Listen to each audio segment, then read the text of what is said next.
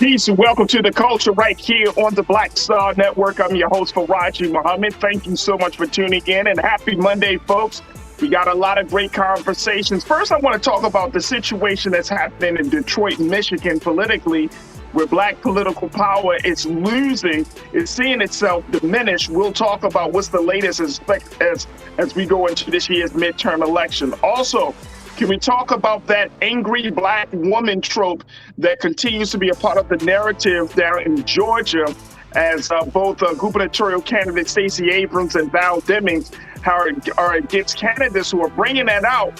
And I'm wondering, can we get past this? We'll be checking in with B. Fly to get her take on that conversation. And let's talk about the fact that there are a number of donor of sperm banks that are saying Black male donors are not there. There is a shortage on Black male sperm. We're going to check in with Dr. George Cooper, OBGYN, to give us the latest on this situation and how it affects the choices of Black women. So stay with us, that and a whole lot more on today's edition of The Culture here on the Black Star Network. Let's go.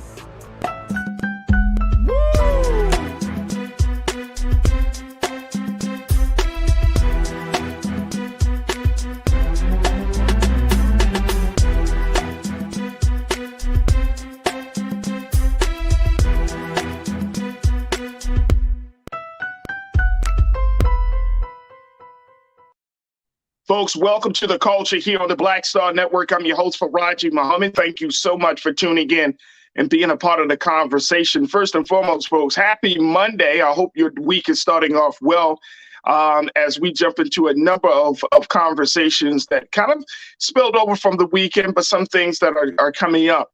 This first conversation, at least, I wanted to get the ball rolling, talking about, of course, the midterm elections. And I'm going to just let y'all know that we're going to be having a number of conversations, various stories around as we work our way up to the midterm elections. So, don't get so upset. Don't be like, oh, this is what we're talking about. Yes, this is what we're talking about here on Black Star Network, folks. It is pivotal, absolutely pivotal that folks go and vote their interest, and especially in these local elections, that you do your part to be a part of the conversations, and more importantly, do your part to participate in all of these issues in some way, shape, or form. This is also a great opportunity and a great time that I think that we can all recommit ourselves to doing something for our community, to doing something for our cities, or our counties, or our state, to get involved in some way, shape, or form. If nothing else comes out of these shows and these conversations, it's just this platform called The Culture that we have here on the Black Star Network. The thing I would want you to remember the most is to put some action in your citizenry. Don't be a lazy constituent. That's what I would say to you. Don't be a lazy constituent. Put yourself into action. Get involved as much as you can. Start with the places that are near and dear to your heart, those issues and those causes that are near and dear to your heart. And then branch out. Because once you start getting the ball rolling, and in my time of doing activism work and organizing work, I found that I start to look and I'm interested in other things that I never thought I would be interested in, say, 5-10 years ago.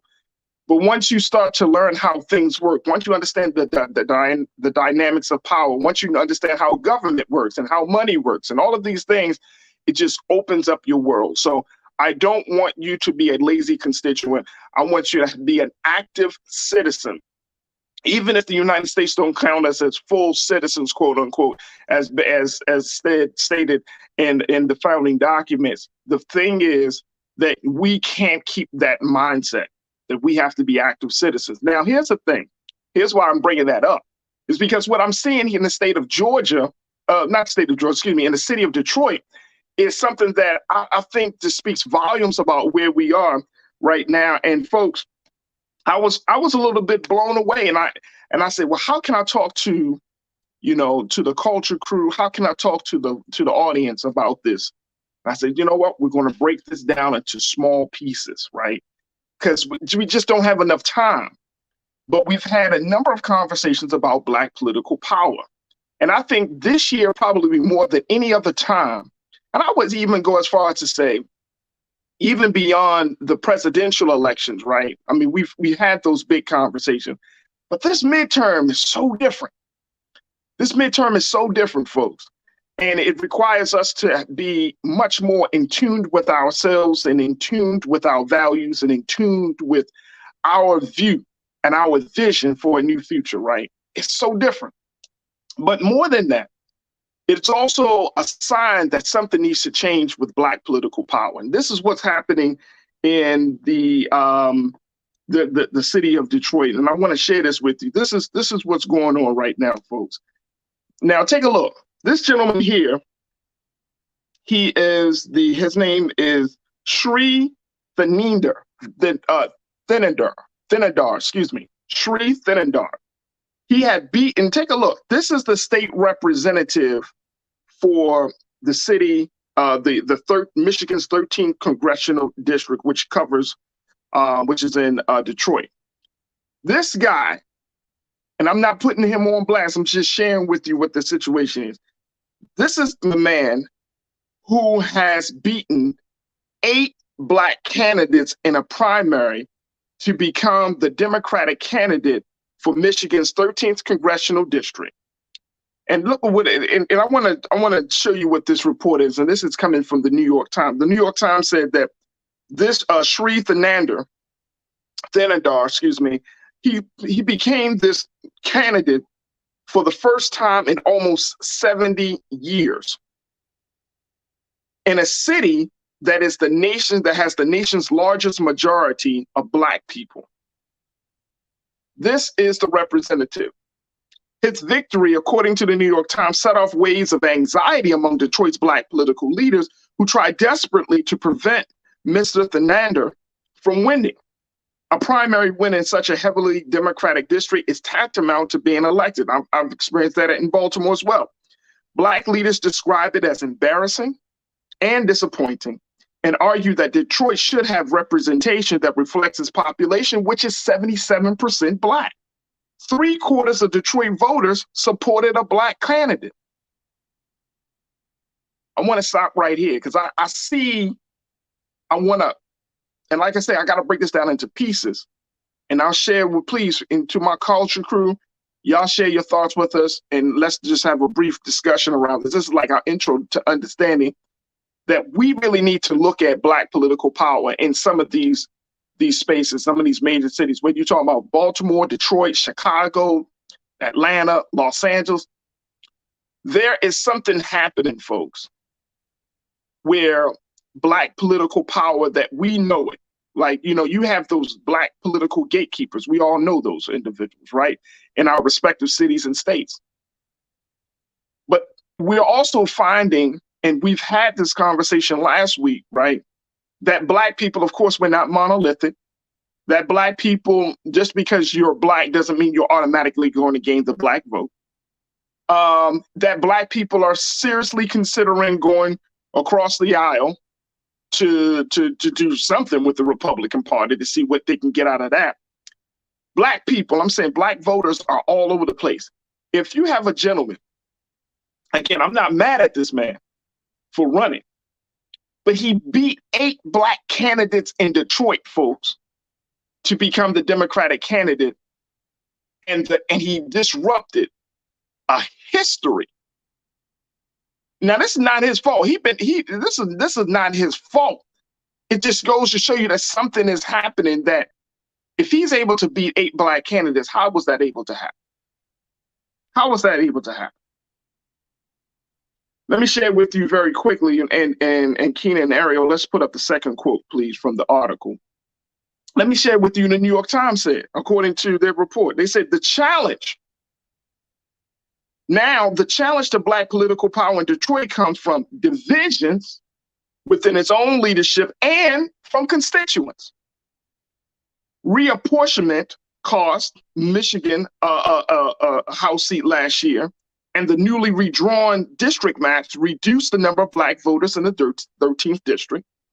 After years of severe economic insecurity and a string of political scandals, some residents are showing a willingness to try something new. Take a listen to this. Watch this final sentence, folks. there is an emerging sense among some Black constituents that the psychic, emotional, and symbolic benefits of racial representation may not have materially improved their lives. Mm. Y'all hear me on that one? This is what's been reported. This is the landscape that Black folks have to work in. So you have a candidate who's able to navigate through all of that. If 3/4 of Black folks went out to support three Black candidates, then how was this gentleman able to get through the fray and become the Democratic candidate and essentially stop history with nearly, after 70 years, there's not going to be any Black person going to Congress from a predominantly Black city like Detroit? How does that happen? Well, a couple of things that crossed my mind, folks. The first thing that crossed my mind was that there were so many Black candidates. And this is the old, if you understand politics, about splitting the vote. This is a huge problem. I've seen this happen in Baltimore, and I've seen this happen in other cities. There's this huge problem where we can't be united even with the candidates.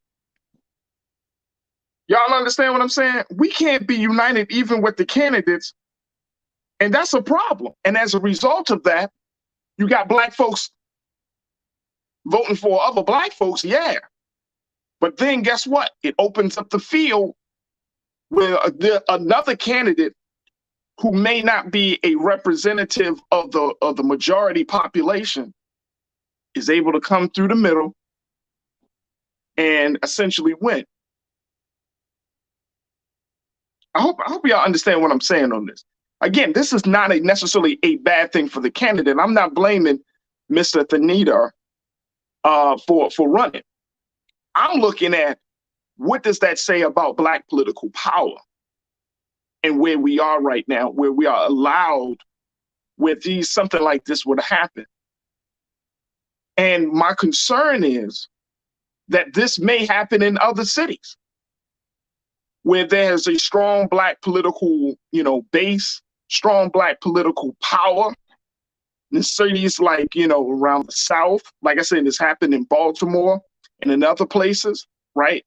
Where folks can essentially take advantage of the splitting of the vote. And we got to figure out, why do we need, if you have 8 Black candidates on a single ballot, folks, we can't have a conversation beforehand. I remember back in the day, I was always told, and I was told this by a number of people, so y'all may have heard this or not, but I was told that at a certain point back in the day, maybe 40, 50 years ago, there were certain conversations that were had with Black folks getting in politics.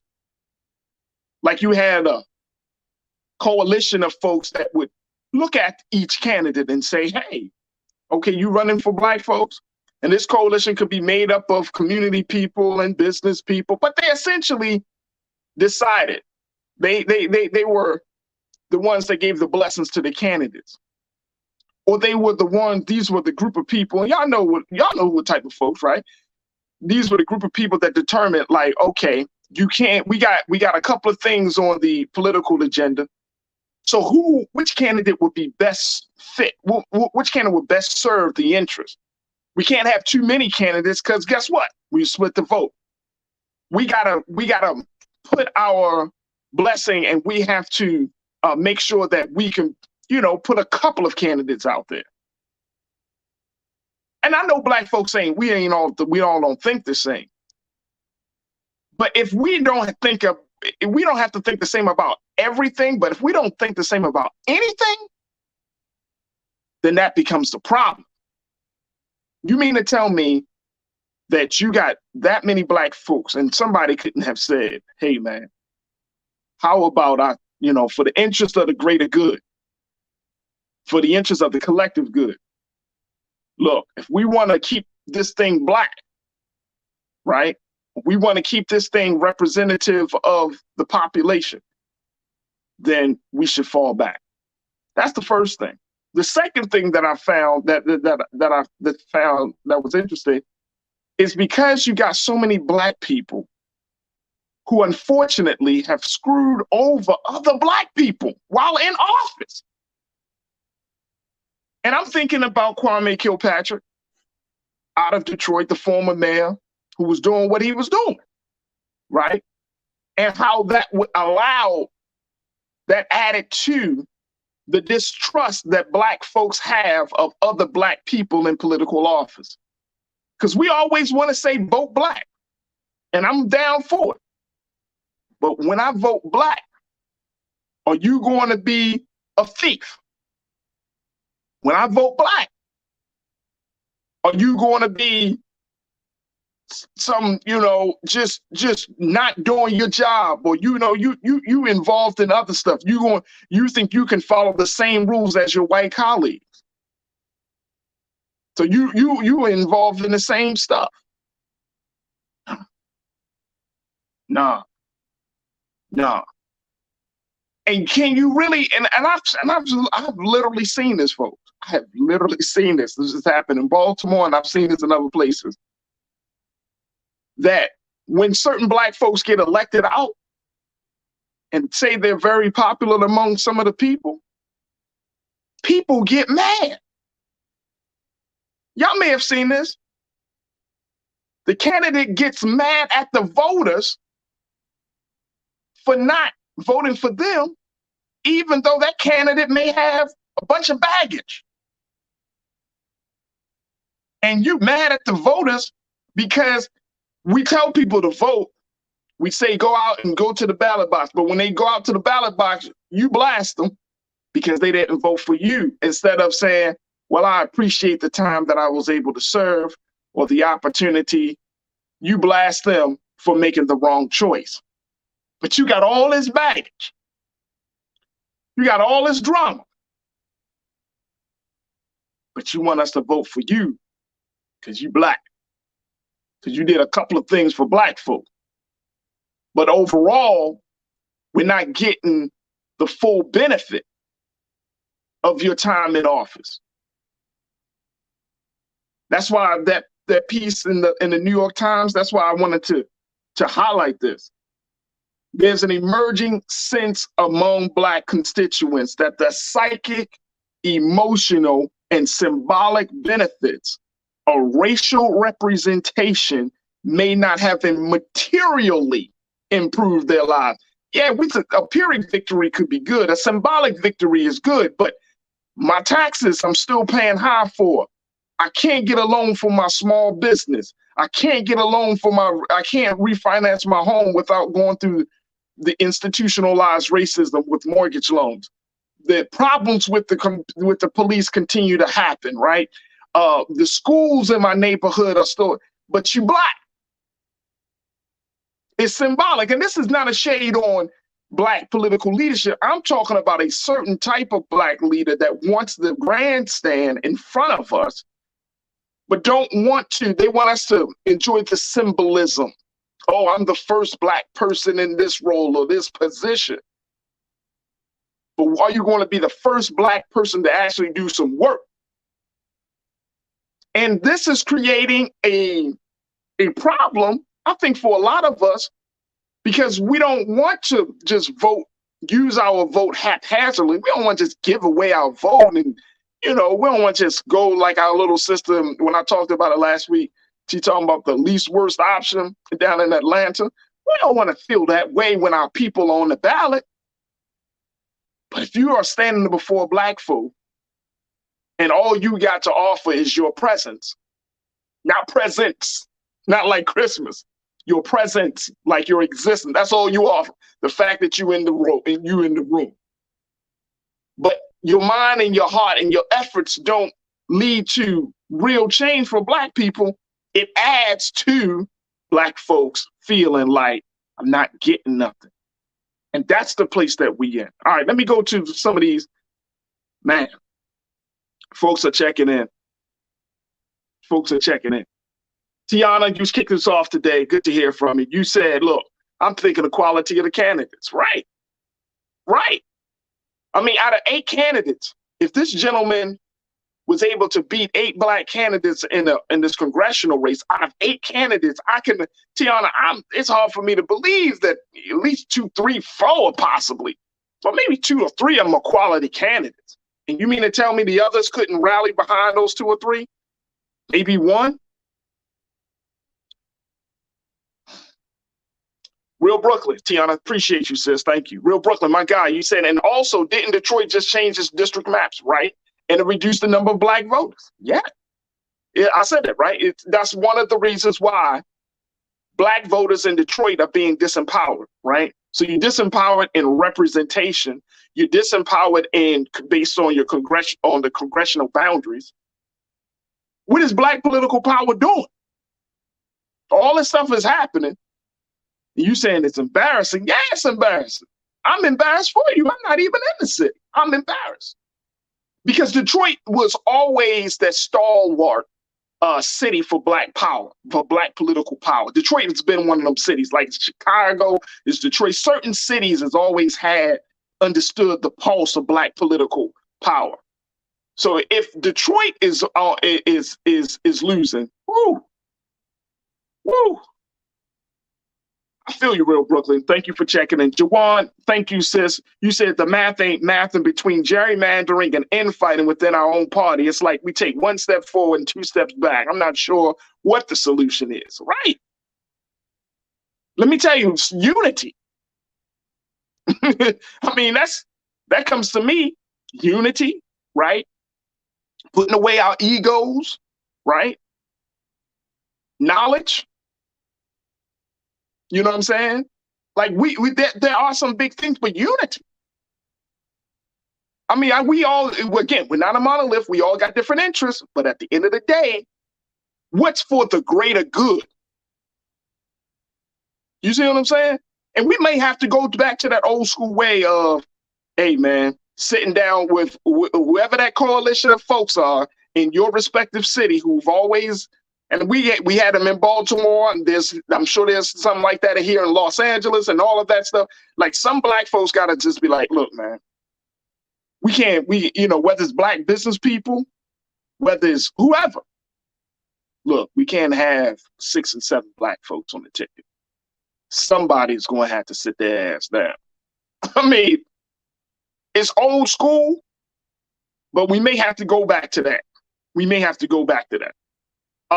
You don't like my music. You said black people can be reactionary too. We need to fight that. Oh, absolutely. Oh, that absolutely, bro. Absolutely. Everything is everything. You said too much ego, not enough on code. Come on, man. Come on. That's the place we in. We can't be so ego. Like, I get it. Okay, it's not your time. And I'm not saying it's like, what older folks say to the younger folks. I'm talking about, hey, man, if your agenda or if your platform isn't as strong, or if your influence among the people isn't that strong, you might want to sit down. Let's build that up. And let's get you in the next cycle. But this cycle, this is our guy. This is our system. You know what I'm saying? And it is what it is. It's organized political power. We always talk about, well, what white people, any group of people, they do that. They put their best forward, right? They get past all the egos. They get past, well, they coulda, woulda, shouldas. They get past living vicariously through somebody else and say, look, what's for the greater good? How are we going to still remain power? We're so worried about the individual, we forget about the collective. See, that's how messed up our system and our culture is at this moment. We're so worried about what's good for me and not what's good for us and we. Michael, everything is everything. Thank you. Michael Judkins, good to hear from you. You said it is called gerrymandering. There's always been more than one black person running for the same office. Where have you been? I am from Detroit. I didn't say it hasn't. No, don't get me mixed up, Michael. I didn't say that more than one person shouldn't run, or that's crazy that they are running. No, I didn't say that. But if you got 8 people on the ballot and gerrymandering happens, why shouldn't you prepare for that? And I'm saying that not just about Detroit. I'm talking about any city. You see stuff that's coming down the pipe, right? And I'm talking about the black political power, the older folks, the folks that's been in the system for a long time, the folks that understand it. A lot of your candidates, they're not older, they're younger, they're fresher, they are not as, some of them may be naive, some of them not knowledgeable about all of these strategies and tactics and things to keep people disenfranchised and disempowered. So the older folks got to say, look, bring them into the room and say, look, here's the situation. We got so many months before this next election. They're gerrymandering right now. Here's what we need to do. If you're thinking about running for office, come talk to us so we can figure out how the best way we can put forth a representative that's going to carry the agenda. I mean, it's called organizing, bro. It's called preparing for those things. It's not like we can't work against gerrymandering. We just got to organize. Fly girl, you checked in. I live in Detroit. I vote. The bottom line, black people did not come out and vote. And why didn't that happen, Fly girl? If y'all had a candidate that spoke to your interests and needs, I would think that people would come out to vote. But somebody else spoke for us in a predominantly black city. How does that? 77% of Detroit is black. 77. In Baltimore, it was like 65. So we had a high black number. But you mean to tell me that black folks can't organize or have a candidate? I can't believe that. It's hard for me to believe that. There was some candidate that could have spoke to the needs of the people. Shalinda, you said, and these black ones that didn't vote will be the main ones complaining, right? Right. Absolutely. Willie Frazier, you checked in and said, the question we should ask ourselves before we vote for me would be, is this person who runs for political office a public servant? Brother, absolutely. I couldn't agree with you more, Willie. I could not agree with you more, bro. That's part of the problem. We're not asking that question. Like, is this person who's standing before me asking for my support, are they really a public servant? Are they in it to serve, or are they in it to gain for themselves? That's a viable question. And we need to ask every black person that comes across to us, not what you got. Oh, y'all seen you in some pictures with this person and that person, because we get enamored by that. But be like, look, man, are you here to serve? Like, for real, break it down for me like I'm in 4th grade, bro. Are you here to serve? Does your history speaks to your ability to serve the public without asking for a whole bunch of frills and thrills? I don't need, you know what I mean? You got to ask that question. Janelle, you checked it. After George Floyd protests, Democrats should have started civic ed and then consolidated under the agreed upon platform of ideas. Leadership funnel must be developed or you get a pile on.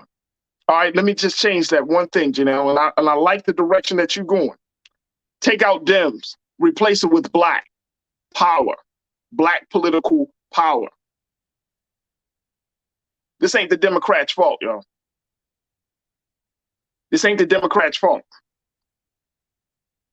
If you are waiting for the Democrats to respond to this ain't the Democrats' fault. This is black political power.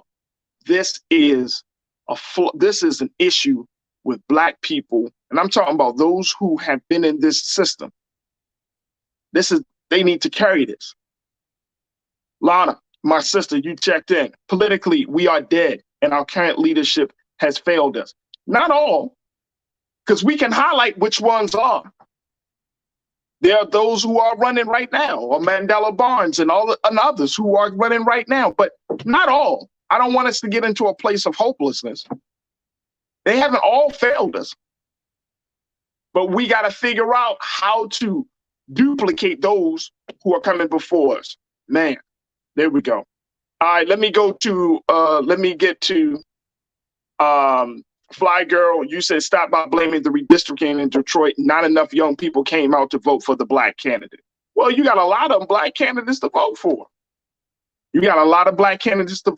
So look, here's the thing.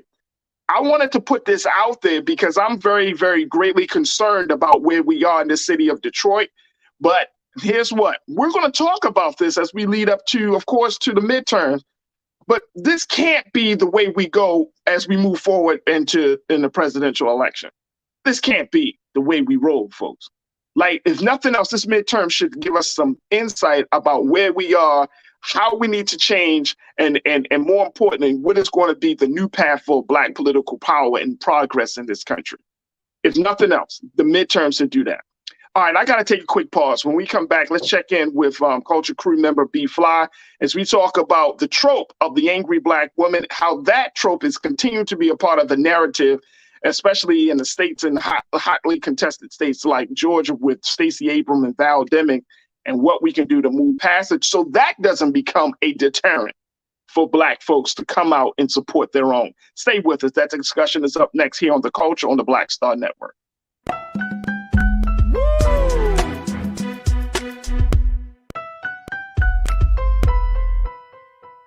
Hatred on the streets, a horrific scene, a white nationalist rally that descended into deadly violence. White people are losing their damn minds.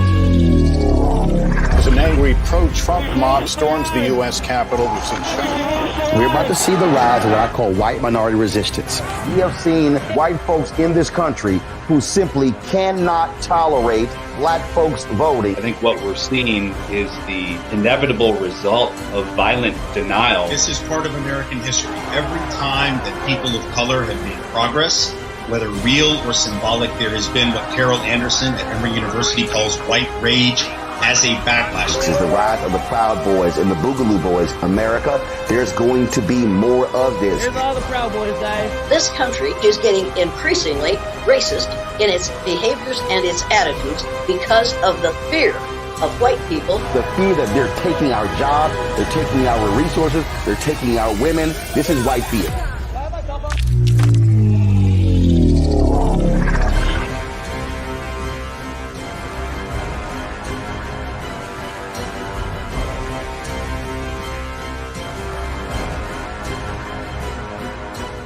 When we invest in ourselves, we all shine. Together, we are Black beyond measure. When you talk about Blackness and what happens in Black culture, we're about covering these things that matter to us, speaking to our issues and concerns. This is a genuine people-powered movement. There's a lot of stuff that we're not getting. You get it, and you spread the word. We wish to plead our own cause. Too long have others spoken for us. We cannot tell our own story if we can't pay for it. This is about covering us. Invest in Black-owned media. Your dollars matter. We don't have to keep asking them to cover our stuff. So please support us in what we do, folks. We want to hit 2,000 people, $50 this month, raise $100,000. We're behind 100,000, so we want to hit that. Y'all money makes this possible. Checks and money orders go to P.O. Box 57196, Washington, D.C. 20037-0196. The Cash App is $RM Unfiltered. PayPal is R Martin Unfiltered. Venmo is RM Unfiltered. Zelle is Roland at RolandSMartin.com. Welcome to Atlanta, one of the most expensive housing markets in America. But rather than help out, Brian Kemp cashed in. He made hundreds of thousands of dollars in real estate. His net worth skyrocketed. And while Atlantans struggled to stay in their homes, Kemp gave $10,000 tax handouts to the richest Georgians and a nearly $700 million no-bid contract to his campaign donor. Brian Kickback Kemp, making Georgia work for him, not you.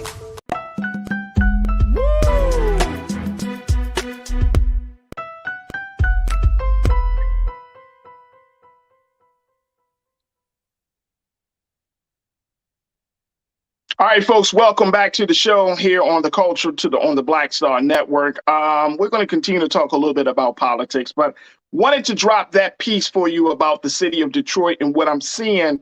And so many of you have been checking in and talking about this, but let Detroit serve as a cautionary tale, because this is concerning, greatly concerning for me, and I hope it's concerning to you.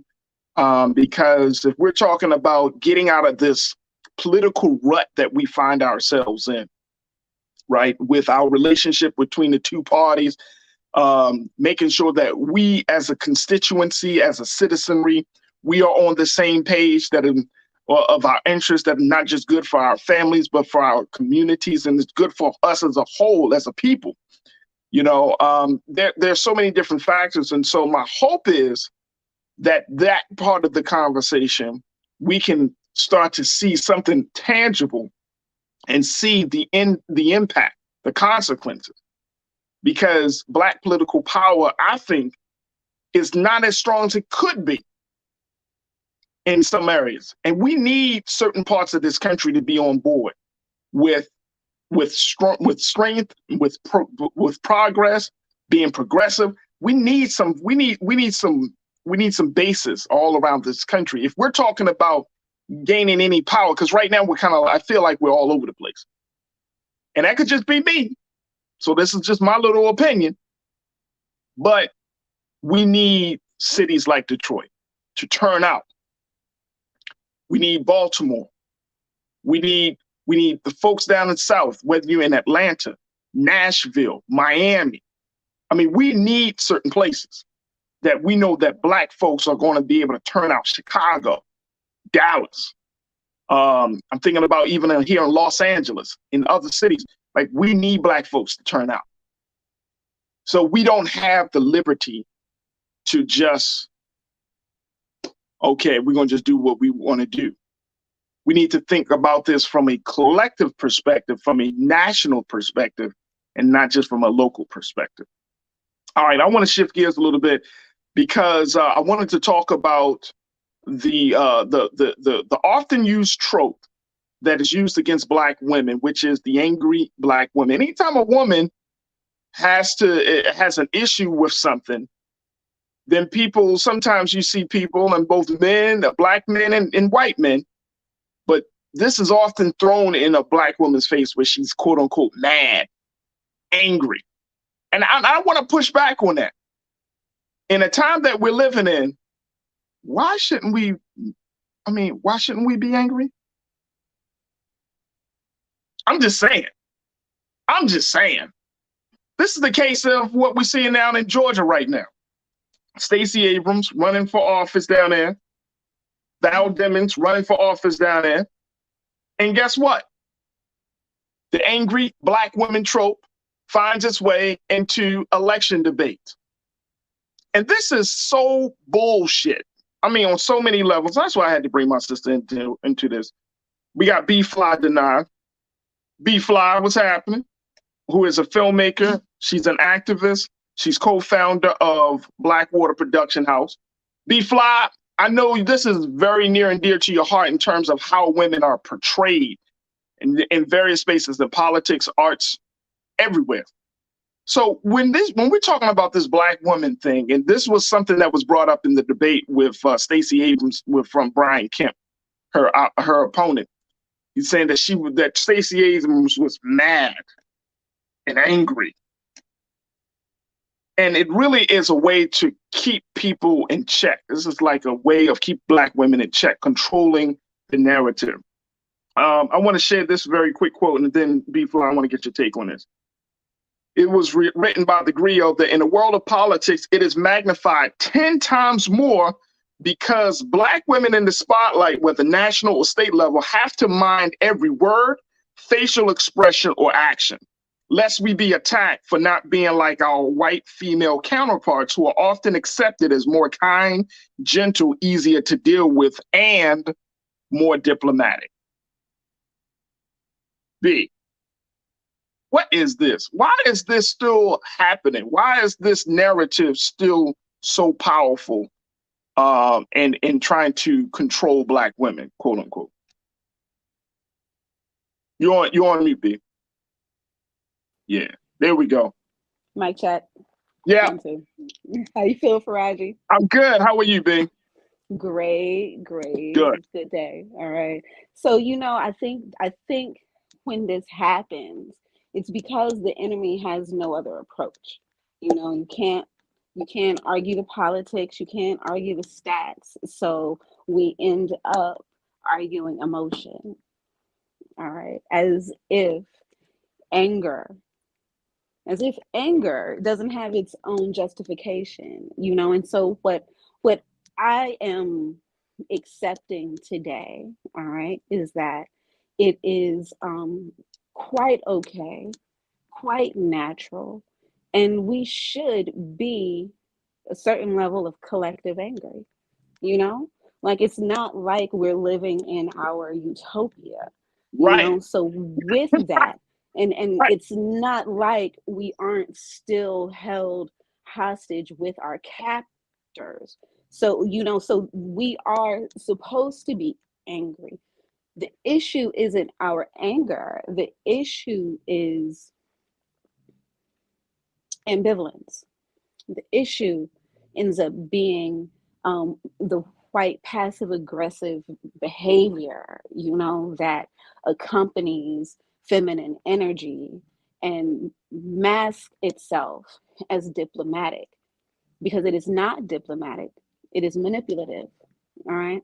And so it's necessary for women to be able to identify rage as a specific catalyst into the fullness of our love language, and being able to practice that on enemy soil, which is also the soil that our ancestors tilled. So, you know, so yes, we can get mad, and, you know, they shouldn't call us angry, but raise your hand if you mad.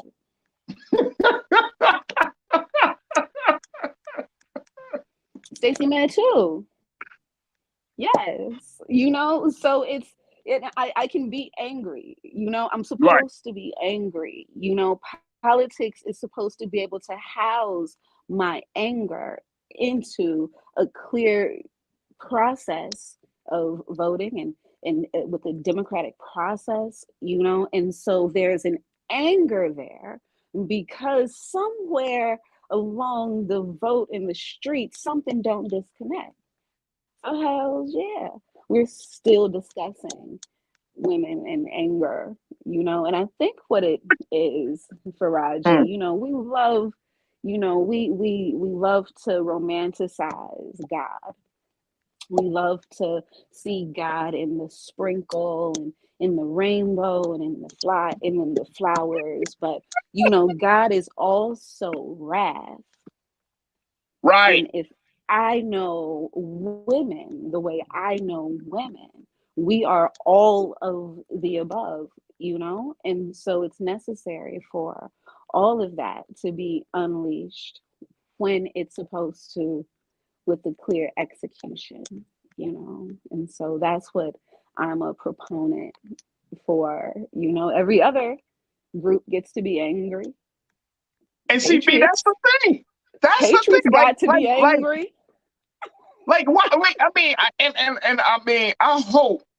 I mean, man, oh man, I really. It's like moments like this, B. What I just say, I really hope that the sisters like Val and Stacey and other Black women who are running for office, I hope they have people around them to be like, be angry. Because there's a way for you to be angry and not go Tasmanian style on somebody, right? Like you could still, you know, the book calls it righteous anger. Why shouldn't you not have righteous anger? You know, there's a difference between being angry and being unhinged, Farajii. Facts. So we're not talking about unhinged psychotic women, all right? And Right. so Great point. that's where it is, you know. And Yeah. so if I know these, if I know these women the way I know these women, they're just gonna ride above that. You know, this is just another assault, another verbal Right. assault from white men, you know. And so it's like these things just kind of roll off of us like water, you know, at this point, which is also extremely angering. So at any time, a Black woman can express her anger and and be in full right and privilege and justification at the end of the day, you know. God is the tsunami, God is the rainbow, you know. Let me tell you, remember that moment, B, when President Obama was in office and I think it was during the killing of Trayvon Martin. And he made the point that the police, no, it wasn't Trayvon, no. I think it was the situation when Henry Louis Gates was locked out of his own house by mistake. And he called the police, and the police started harassing Henry Louis Gates about his own residence, right? And then the president, former President Barack Obama, came out and said the police acted stupidly. And people were like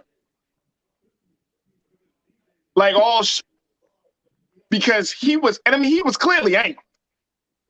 The president was clearly angry. But it was just like, this thing that we put ourselves under, and I think this is something even for us as Black folks, right? When we look at people in leadership roles, let's change the standard. It's okay to be emotional and passionate and angry and joyous and full of joy and pride. And I mean, we're human beings. And you know, Fetus Buddha, you said this. Anger is a normal human emotion. I question the ones who are not angry. Right. Everything. How do you as a Black person in this country, you're running for office. Now we angry because we sitting outside of the situation, right? Like you know, we only privy to a little bit of information. But can you imagine you getting details about some of the injustices that plagues us each and every day? And you gotta have a straight face. You have to be very business, quote unquote, business-like, as you talk and address the injustices that is crippling your people in a land of the free. You know, Farajii, here's the thing. You know, there's only certain people are allowed to be angry. Yeah. You know, and so it's like, because we have not learned as a collective how to individually express true anger, you know, and so it's and so because of that, we end up pulling out these individual celebrities, these entities out of the wind, out of the sky, you know. So today we talk about Stacey Abrams. Last week we spoke about another Gemini. One is okay to be angry and express it, the other one is not, you know. And so it's like there's and so this conversation of who is allowed to express any one of their human emotions, you know, at any day, you know, becomes up for scrutiny, you know. And so it's like, and at the end of the day, I don't blame the politicians. I blame we media houses, you know, end up stamping, you know, who is allowed to be angry and who is not. And these allowances change with the seasons, you know. Right. And so it's like, so it's always up for discussion whether a Black woman is permitted to be angry or not. It's always up for discussion whether a Black man is permitted to be angry or not, you know. But at the end of the day, you know, the Patriots, we see collective white anger. Come on, right? come on. This is like when the issue is not the anger of a Black woman, you know. The issue and the real fear, you know, is what happens when white people decide to be angry at it. Come on, and B, I'm right there with you. I'm right there. When they get angry, they pull out tiki torches. They ready to burn some shit down. Straight up. You know what I'm saying? Burn everything. No, I mean, seriously. They ready to burn it down, right? When they get angry. Hell, when they get excited and happy, they turn stuff up in some cases, right? You see this, right? After football games and matches and sports. Yes. You know what I'm saying? But when you see that, they get upset. But that can't be, we don't have, it's almost like we're told the audacity for you to be upset with your oppression. It's crazy, you know? And it's absolutely insane. And here's the thing, B. Hey, B, check this out, and I wanted to get your take on it. What do you think is the consequence of us having that same standard about our representatives? Because some Black person, a man or a woman, may feel offended that they might see a Stacey Abrams or Val Demings or any other Black candidate getting angry and upset. There's a consequence to that, though, right?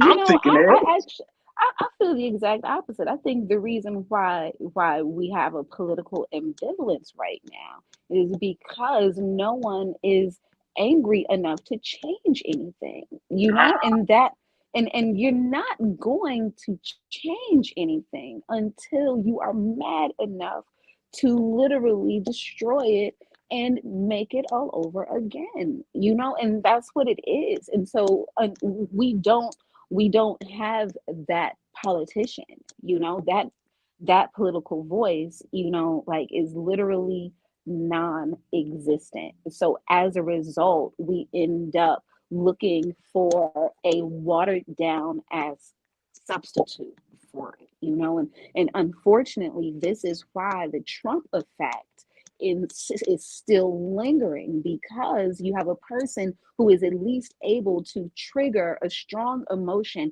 and ride a wave with that consistently, and so when we look at the opponents, when we look at the Democrats, I go to sleep. I'm sleepy. Lord, and so in these, and this is the reality of our political landscape. Absolutely. Right now, going into midterms. Let's just be honest. Everyone bores me. And so this is why in Texas you have these celebrities. You have Matthew McConaughey trying to get his head in the ring real quick, and right. I understand it. And it's unfortunate, but all it takes is a little speech, and you have all of America voting for Matthew McConaughey, praying for change, And so it's we. Am I wrong? I mean, look, I feel you. Y'all don't even want to admit it. You know what I'm saying? But no. Look, let me tell you. When Matthew McConaughey said what he said about his hometown of Uvalde, Texas, and the gun situation and that a tragic shooting of those children, and people were like, "Oh my God!" They were blown away. They were like, Matthew McConaughey. And again, see, I think this is the culture that we in as we wrap up this portion of the discussion. But this is the culture that we in. We think that everybody should stay in their place, right? That what happens in the country should not spill over into Hollywood, or it shouldn't spill over into Wall Street, right? We are so conditioned to think on this one track, or to think in this very segregated way, emotionally and mentally, that we don't understand that that's not how the human being is designed. Like we can't just completely remove ourselves from the situation, because guess what? That's the problem what we have now. You got some Black people who think they're better than others because they live in a different neighborhood, or they make a different amount of money, right? Or you got some folks who say, well, you know what? My ideology is better because it comes from this person instead of that person. I mean, it's just fascinating. I saw this very fascinating. I was watching football yesterday, and I don't know if anybody else saw this commercial. It's from a nonprofit that speaks about Christianity. But they have this commercial where they talked about, they said there once was a man who was a controversial figure. And they started to show the faces of Black and brown and poor whites. And he said that this man had a message that people were resistant to. It was a powerful commercial. At the end of the commercial, they described Jesus. Powerful commercial. I was like, this is brilliant. Jesus for the win. That was brilliant, right? This is brilliant. You know what I'm saying? But the way they didn't show old pictures of what we know to be Michelangelo's cousin. They didn't show those pictures. They showed pictures of men and women, us today, Black people, Latino people, white people. And I was like, this is brilliant. This is brilliant.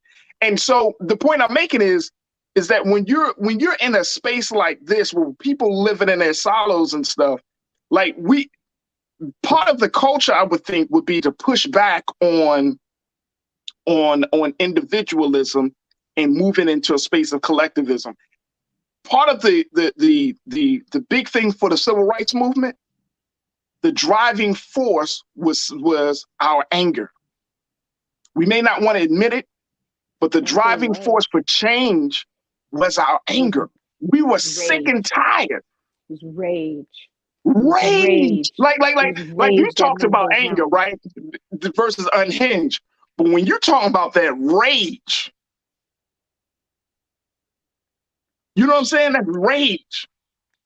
There is no, like, rage is what a mother will lift a car to get her child. You know what I'm saying? Understand, and so until we get to that point, there is no change. There is no change. It will literally just be like the de-evolution of what could have been the American dream at some point. But like, you're still gonna have that that choir in the back who knew whole time it was a nightmare. Exit. So, absolutely. Absolutely.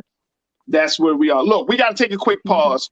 When we come forward, folks, we're going to switch gears. I want to have this other conversation about Black sperm donors being at an all-time low. We're going to be checking in with Dr. Joy Cooper, who is an OBGYN, to talk to us about the implications of this epidemic and why it's going to force Black women to make some very, very hard choices about family planning. So we'll have that conversation up next. So stay with us. You're tuned into The Culture right here on the Black Star Network.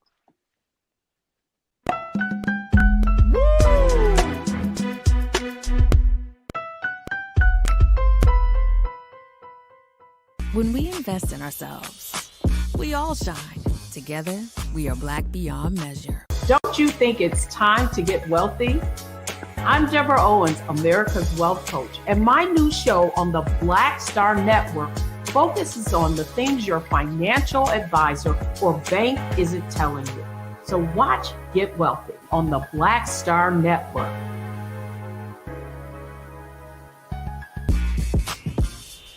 When we invest in ourselves, our glow, our vision, our vibe, we all shine.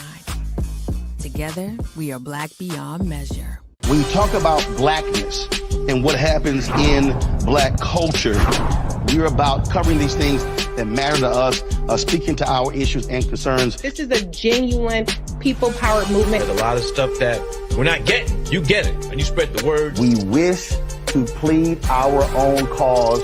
Too long have others spoken for us. We cannot tell our own story if we can't pay for it. This is about covering us. Invest in Black-owned media. Your dollars matter. We don't have to keep asking them to cover our stuff. So please support us in what we do, folks. We want to hit 2,000 people, $50 this month, raise $100,000. We're behind 100,000, so we want to hit that. Y'all money makes this possible. Checks and money orders go to P.O. Box 57196, Washington, D.C. 20037-0196. The Cash App is $RM Unfiltered. PayPal is R Martin Unfiltered. Venmo is RM Unfiltered. Zelle is RolandS.Martin.com. Welcome to Atlanta, one of the most expensive housing markets in America. But rather than help out, Brian Kemp cashed in. He made hundreds of thousands of dollars in real estate. His net worth skyrocketed. And while Atlantans struggled to stay in their homes, Kemp gave $10,000 tax handouts to the richest Georgians and a nearly $700 million no-bid contract to his campaign donor, Brian Kickback Kemp, making Georgia work for him, not you.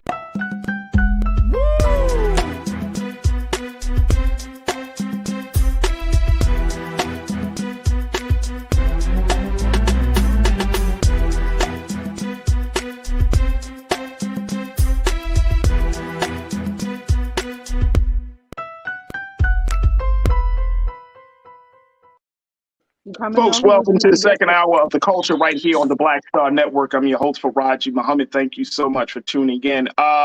So grateful. First and foremost, I'm jumping into the chat here on our as we stream live on YouTube. Folks, if you haven't had a chance to jump into the chat or on Facebook or YouTube, check us out. A lot of the big conversations that we wanted to have, they're happening right now. So a big shout out to my online culture crew, keeping the discussions going, even after we move on from different segments. There's so much more that I'm learning, and I just enjoy listening and just enjoy reading and engaging with so many of you. So make sure y'all jump into the chat, be a part of the conversation. This is exactly what we wanted to have as we created this platform. And that's why we always tell you, make sure that you continue to support us here at Black Star Network, because this is the type of space where we can have a discussion of ideas and a discussion of sentiments. And we can go into these discussions because we don't always have the space, especially while these things are happening. While we, when do you have a chance to engage with your news in real time? So that's the beauty of what we're doing here on the culture on the Black Star Network. That's why we want you to continue to show your support. Go to our website today at blackstarnetwork.com. Support Black Star Network financially. Support us through sharing all of our content, and support us by downloading the app and continuing to strengthen our voice, as we are a Black-owned media institution and digital platform. We need your support today. Also, make sure that you check me out on my Instagram page at The Real Farajii. You can find me at Farajii on Twitter and Farajii Muhammad on Facebook. We'd love to connect with you, but I'm connecting with some of you right now on the chat, and I truly, truly appreciate the discussions that we're having.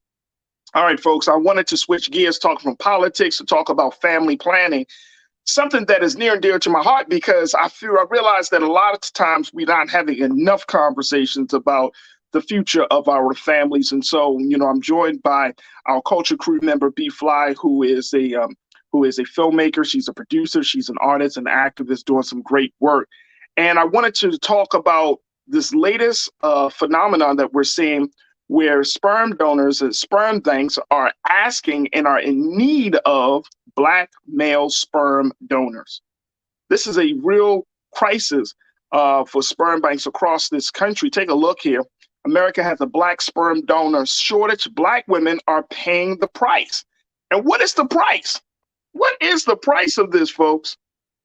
The price is that Black women are going to be confronted to make a decision about whether they want to have a child that may be biracial, or they're going to have to make some other choices. Here to talk to us about this is Dr. Joy Cooper, who is an OBGYN, to give us some insight into this epidemic. Dr. Cooper, Dr. Joy, thank you so much for joining us here on the culture here on the Black Star Network. How are you this afternoon? Great. Thank you so much for having me. Absolutely. Absolutely. Doc, talk to us about this. Here's what I found based upon this discussion. And I think that this is something that I think is, and let's just throw this quote up on the screen very quickly, Keenan and Ariel. The first quote that we saw around this situation, and I want to make sure that we put it up there.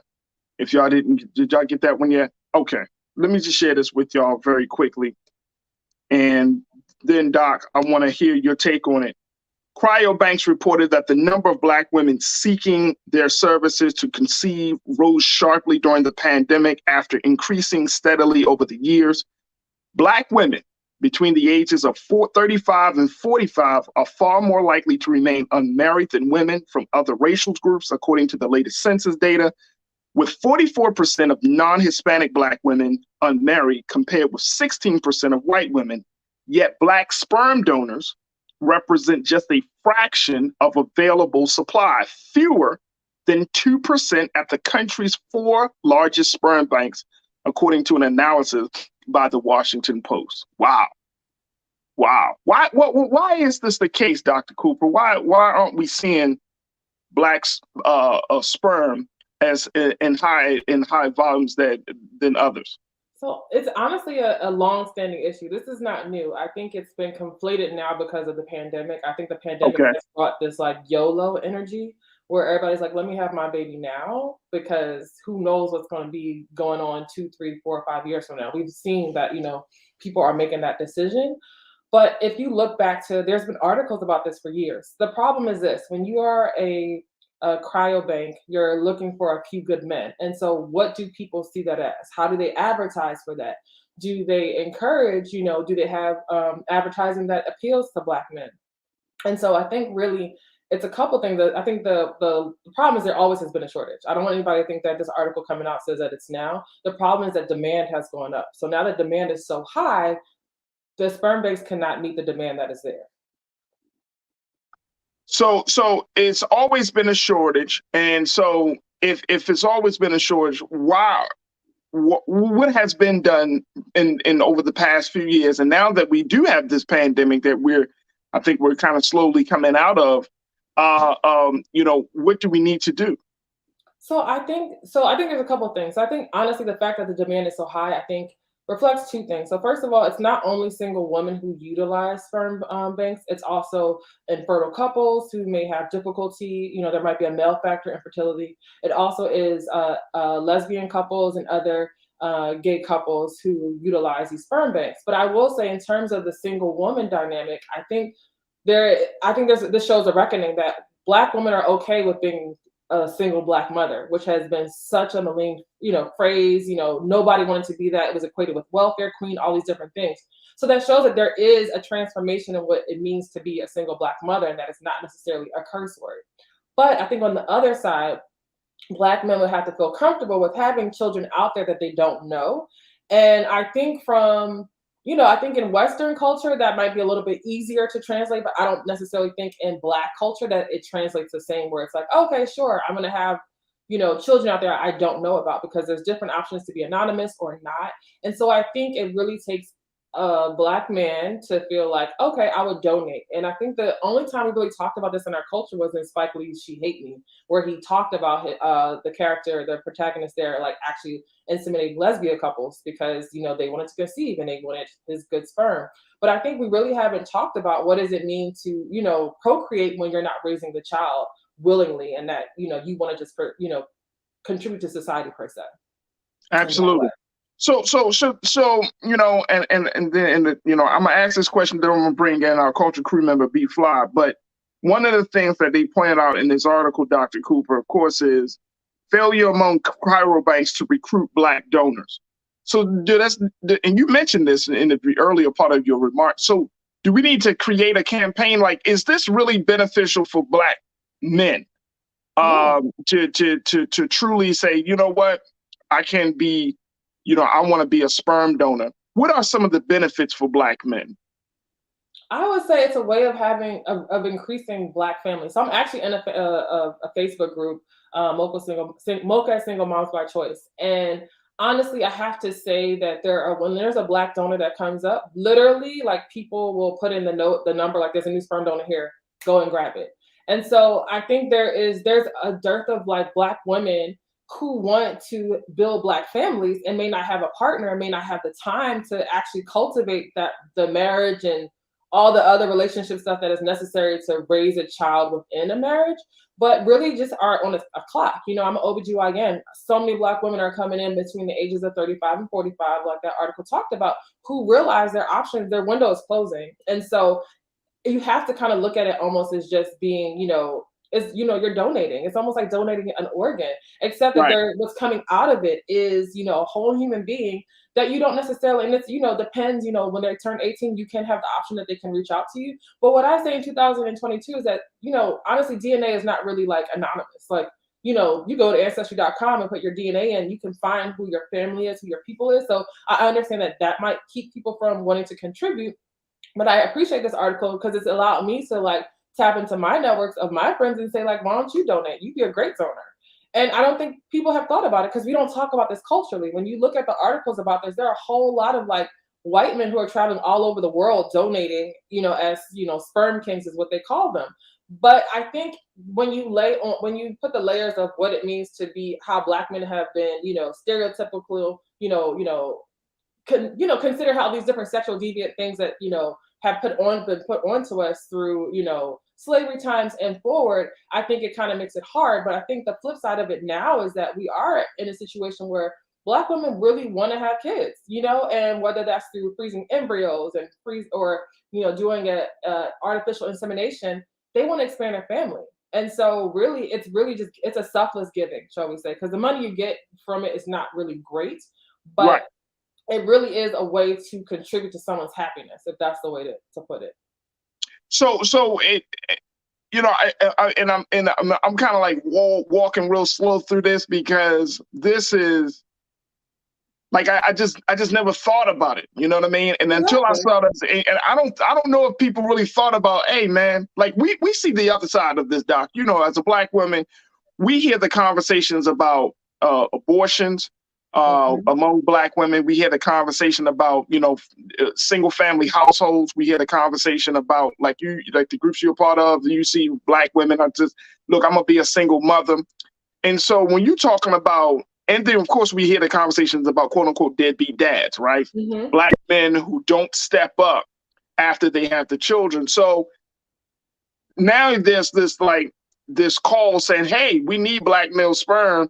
And then people are like, well, you got all these other situations that are going.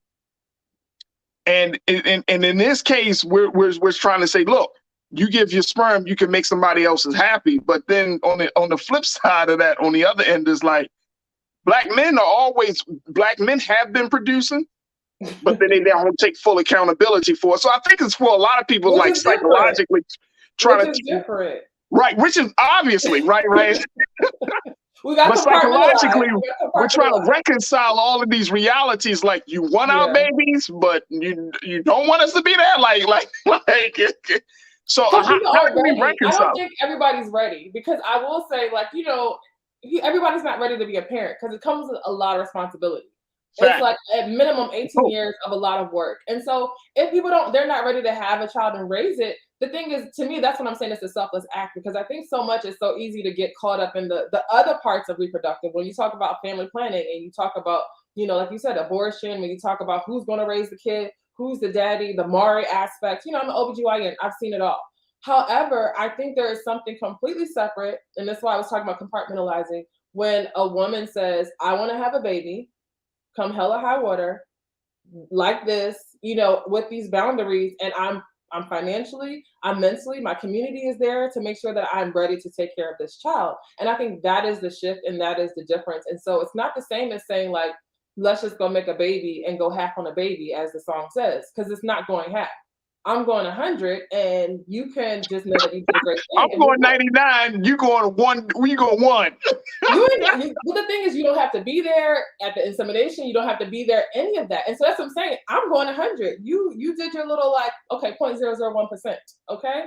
And so, then there's just like the rest. And so, because I'm like, when it comes to, and I think people get so caught up in like what it takes to make a baby, because, there are so many different ways to make a family now. Science has going leaps and bounds beyond where it was before. And so science is really making us do things, you can literally inseminate a egg and make an embryo, and then it goes for 5 days, and you put it in the freezer, and then you take it out 5 years later, and then voila, a baby. There's so many different ways to make a baby now, and it does not have to be how we thought about it. All right, so I want to bring B Fly into this, because I know B is just chomping at the bit, wanting to jump into this conversation. So Hey, my final question, and then B, I'm gonna let you have it. My final question on this, though, not final question, but before I go to B, when we look at this, does this promote the message of single family households? Is this like, does this just say, hey, Black men, I really don't need you. I need your sperm, but I don't need the rest of you. And I'm good about it. Does this promote a situation where we won't see more two-parent households in the Black community? Is that a concern that doctors and even, donor banks have around this? Because I'm hearing a lot of single Black women, but I'm wondering, is this contributing to fathers not being present? So I'll say there's different ways to have a family, and just because you're a single mom does not mean you'll never get married. You'll never have another partner. What I'm saying is that you have a finite time. Like women in general have a very finite time to have a baby. You are born with all the eggs you'll ever have. Women, when you carry your child, you are carrying your grandchildren. If you carry a girl, because her eggs are inside, and so we have to understand that it's about the timing. It's not saying that this is eternal. Just because you make a baby outside of wedlock does not mean that you're never going to be married. Does not mean you'll never be partnered. And so I think that's why I'm saying we had to change the way we think about it, because I know it's glaring. I know it's like it's out there, it's avant-garde, but really we have to just understand and accept that there's a very finite time that people can have a baby.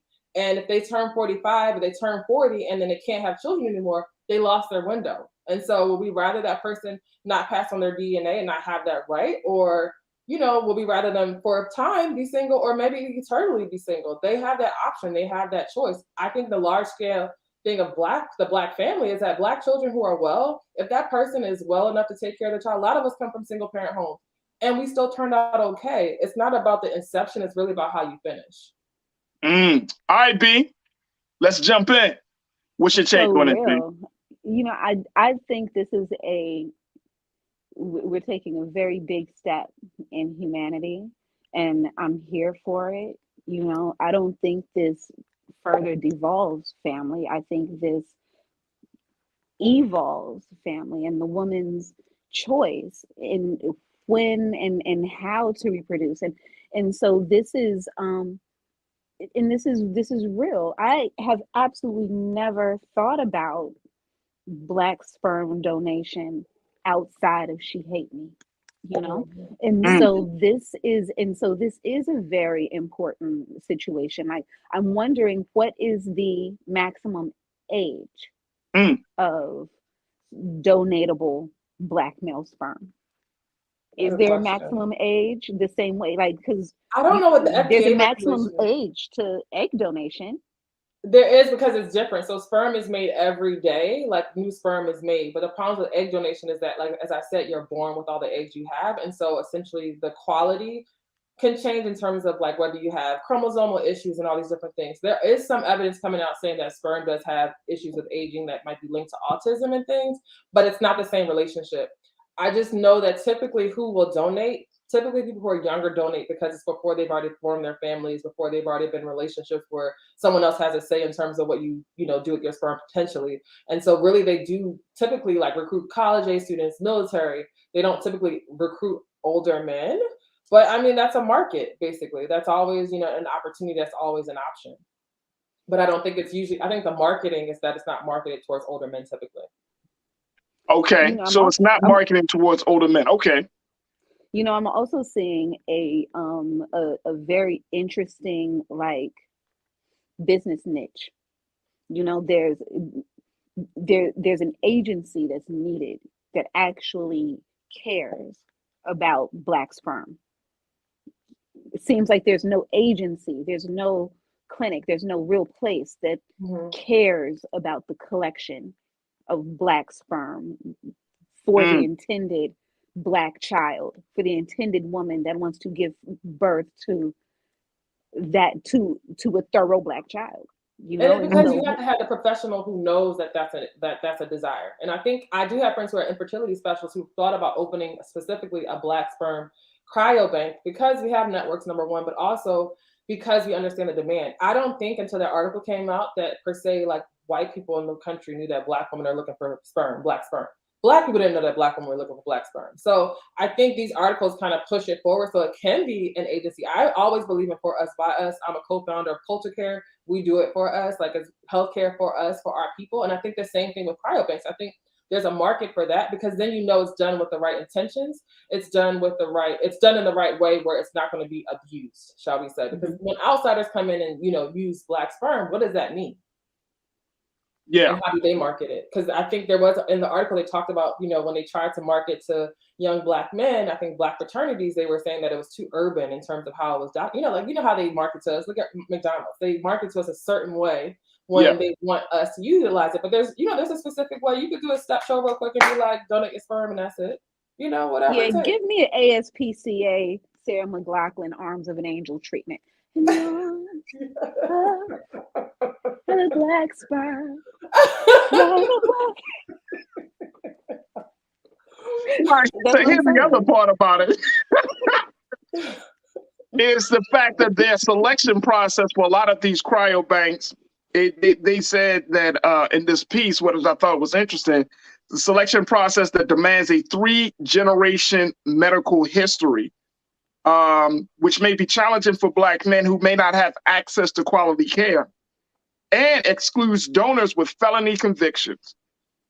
So the background requirements for you to give sperm may be a huge challenge for Black men. Some, not all of us. Every Black man obviously don't have a criminal record, you know what I mean? Exactly. But I'm talking about at least understanding your history, right? Like I've started the process of going on to like Ancestry and looking at my history, but I don't know if other brothers have gone that far yet. Well, that goes into your grandparents, and that's important so everybody. So you have to understand from the consumer. So if I am looking for sperm, I want to know, like, okay, what runs in the family? Does schizophrenia run in the family? Does, high blood pressure, diabetes, all these different things, because that might not gel with what I have in my own background. And so we might not do this when it comes to typical dating and building a family in a traditional way, but when you're purchasing sperm, you want to know like what you're getting. You want to know your return on investment potentially. And same thing with felons, like, sperm is not cheap. They quoted up to like $1,300, like $900 to $1,300 per vial. So everybody doesn't necessarily want to pay that much money for an ex-felon. I feel like there's other ways to get felon sperm if you really want that. I said what I said. All right, Doc, can we go to some of we got a lot of people that are checking in, Doc. Can we go into, and look, I'm not making light of this situation because again, I understand. I think I have an understanding, Doc, and B, where women really do want to have families, right? And the need for a child can come out of a lot of different spaces, whether it's the biological clock or whether a woman just feels like she's personally ready to take on, that new responsibility, or just, and this is, we've been talking about single women, but we also can't exclude that for married women, for women that are in relationships, who may not be able to procreate for a variety of reasons, that this is an option, right? That this is a very real option. And Janelle, one of our loyal watchers, she was talking in the chat and just saying, look, let's not act like this process of in vitro fertilization hasn't been around since the late 1970s, right? Like this has been happening, right, for a very long time. But I think again, Doc, for Black folks, we've been exposed to some of these other dynamics of family planning, and the lack of family planning, that this has not really been a conversation piece. This has not been an option. So I would say IVF, look at Michelle Obama. Michelle Obama talked about in Becoming that her children were both conceived from IVF. And I think we have to really talk about that so that we can get rid of that stigma and say like, because it's been happening since the 70s, but we might not know someone. So I think it's important to kind of like open up the world and understand like, wow, like, and I think that same caller said that, family, like, it takes a whole village to raise a child. So I don't know why everyone's so, caught up on the 2-parent dynamic. That's not even our tradition culturally. It is the extended family. It is mama, cousin, brother, dad, all of the people, uncle, all these different people make up your village and raise this child. So we have to marry what we know from the technology we have now. And people like Michelle Obama, Barack Obama, who shared their stories, and marry with our own traditions and know that we can still carry on the same legacy, despite, not having the traditional 2-parent home, because that has never been, the only way in our community.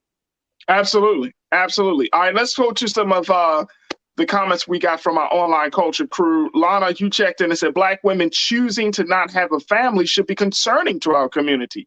Don't see that anywhere else. I wonder why. #systemic. Doc, can you speak to that?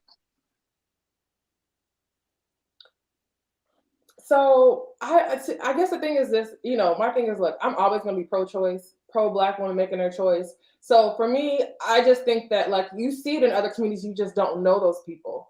And white women are making, so that's what I'm saying. I think the article is a little bit misleading because, the New York Times a few months before had an article about how like there's a shortage of sperm all around because the sperm banks can't keep up with the demand because white women are making these same exact decisions. It's just that now when we put the Black on it, it kind of feels like, oh no, like why are Black women doing this? My thing is, if anybody wants to, eradicate the need for Black sperm donors, be better Black men and put a ring on it, get into relationships, do all those different things if you want to do the traditional sense. But do not, come for Black women who want to actually extend their family and utilize their own DNA. Chris said it. Yeah. How about that? Chris, wow, you said, wow, so now we are promoting having a baby without a family in a lab, and then the government can be the daddy. So again, we are projecting that welfare queen equivalent. And I think that's what I'm saying. We have to be very careful about how we talk about this decision. If you're going to pay $1,300 for a sperm, most likely you will not be asking the government to pay for your child. You're not on government assistance. Yeah, it doesn't work that way. And again, I said, if you want to get, fill-in sperm, if you want to get on the government and have babies, there are other ways to do that without being like a part of the shortage. That's not who the shortage is for. And I think, again, that's what I'm saying. I think we are trying to make Black women out to be who they are not in this situation, because we can't see Black women as anything other than what we want them to be. But this is about freedom of choice. And I think it's hard for people to see that Black women in this situation have a choice. I think it's really hard. Everyone's going to have to get uncomfortable and realize there are other options in dealing with everybody's stuff. You can opt out and start your own family, and maybe wait until people grow up and they're 45 and 50, and then be like, okay, then I got remarried, we blend families, and you call it a day. But it's I don't think obviously the government's not involved with $1,300 going down for some sperm. Yeah. B, what's your take on this question? This is only an issue because Black women are still not 100% owners of our wombs in the eyes of the law, in the eyes of the government, in the eyes of other men, in the eyes of society, and it's like there's still some sort of permission, that goes with it. And so it's damned if you do, damned if you don't, because now it's like you can't have an abortion and then you can't buy your sperm. You know what I'm saying? And so you have this situation here that at the end of the day leaves the financially able Black woman angry. All right. And so with that, there's this gap. And so that we can't get beyond the need, of like at the end of the day, like we just need more Black donors. Like we just need more Black donors, and stop policing Black families, and like that's what this is. This is where we're policing the creation of Black families, and that right there, like we need to just cease and desist and like applaud, like, oh wow, Black families can be developed and created in this extremely Afrofuturistic way as well. Like bravo, like that has nothing to do with a single parent trope at all. You know what I'm saying? Right. And so we have to evolve the way we think, about these collective Black issues, about issues that directly affect women that come out into the world, and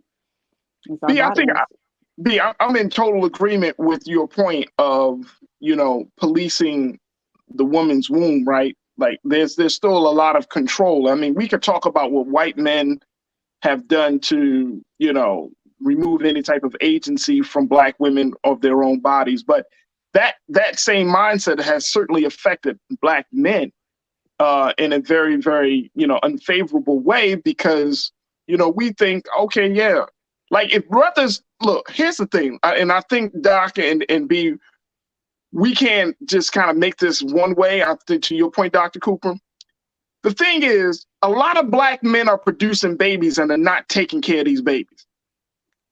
You said that. Mm-hmm. No, yeah, damn right I said that.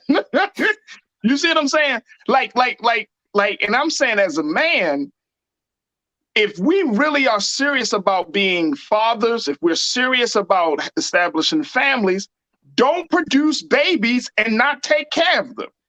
And then you get mad at women who want to be in a space of being a mother. They want to have a family. Now you thinking about going to the lab to get your child, blah, blah, blah, boom, boom.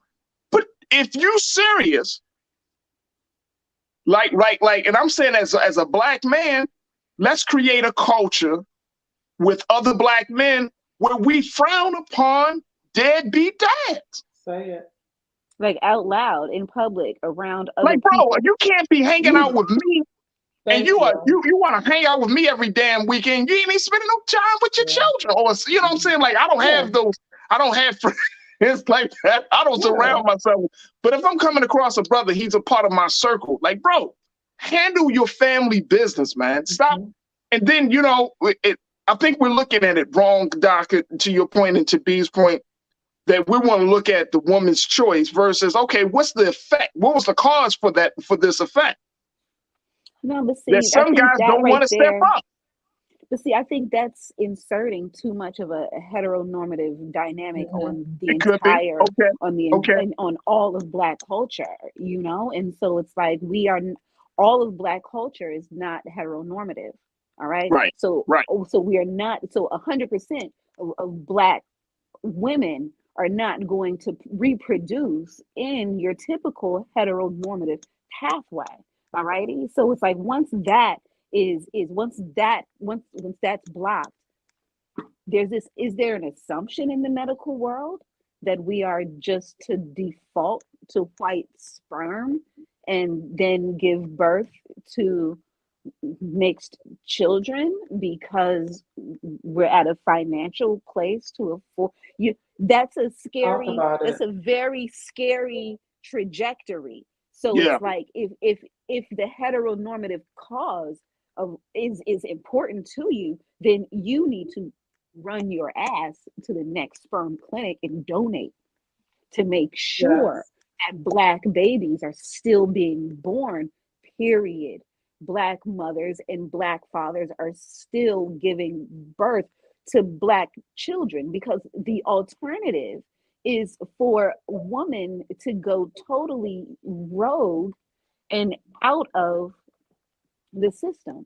And so it's like, so we can't just heteronormalize the shit out of existence. No, and we can't.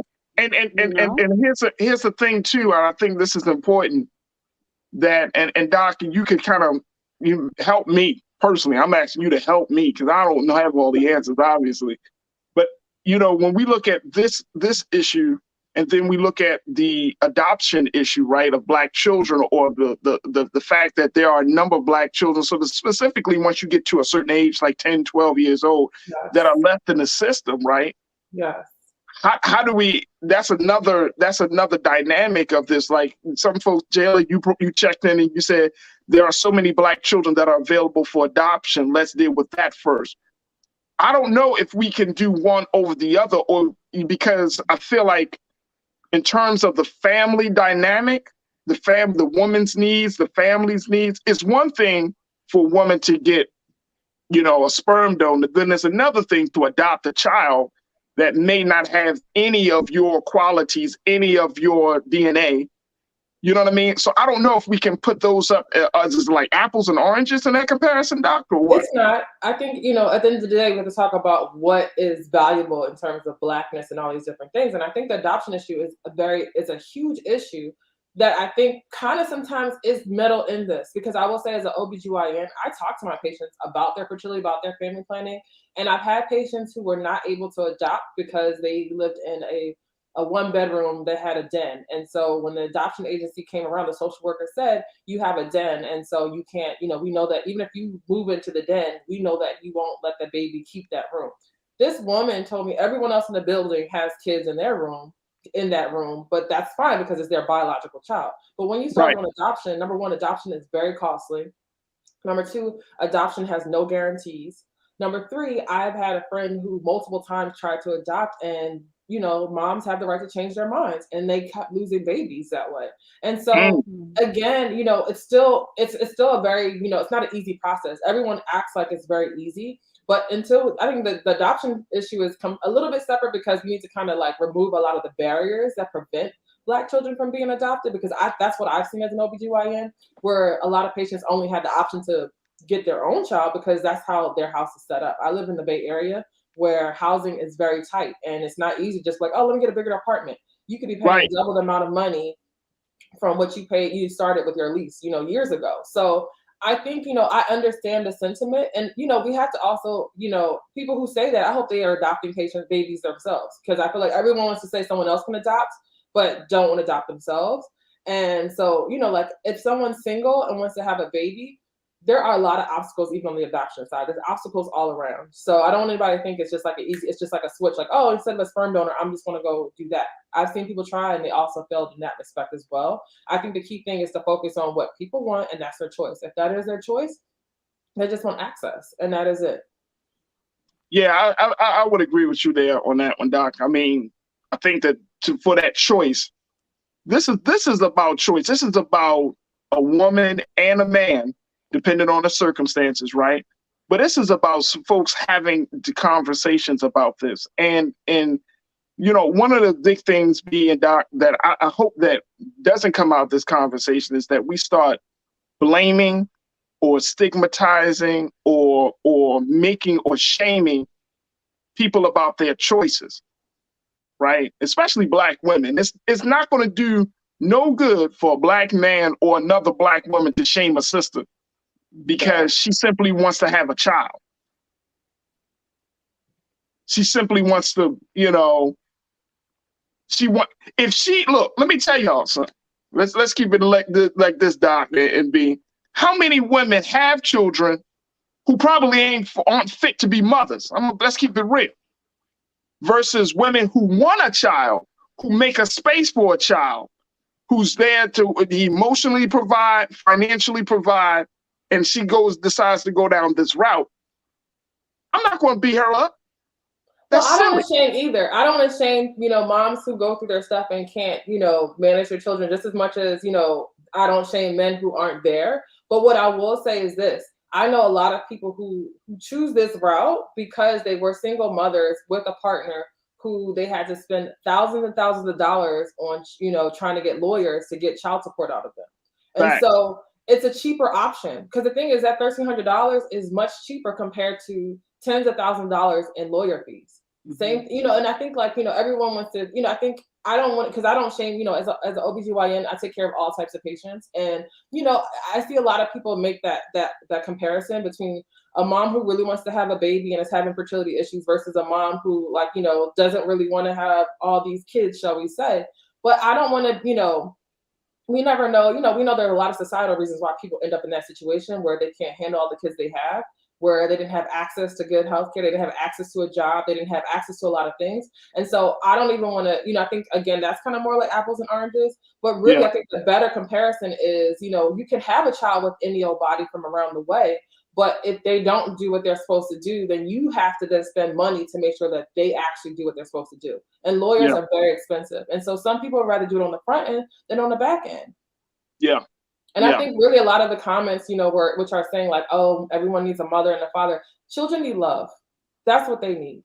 And so if someone's willing to provide it, then let them. But beyond that, if you have an issue with this, make sure your friends are better. Make sure your friends are stepping up to plate to make sure they're making commitments, and, make sure they're donating if they don't want to have kids of their own. And I think to her point, 60% of the national data show that sperm banks are used by like LGBTQ people and couples. And so we can't, eliminate that. Even if everyone, got booed up with a man who wanted a man, there's still going to be people who want to have Black families and have Black babies who would not have access because they're not in a heteronormative couple relationship.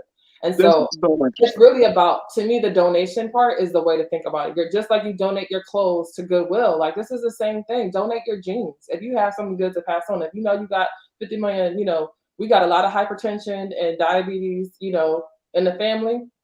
Make sure you don't, make sure you're eating healthy so you don't pass those things on, number one. But number two, also just make sure that, everyone doesn't need to donate. This is not a big mad rush for everyone to donate, but really be introspective about who would be good to donate, who would be, who is ideal, because these are not the same. It's not eugenics in the sense of like certain traits need to get passed down.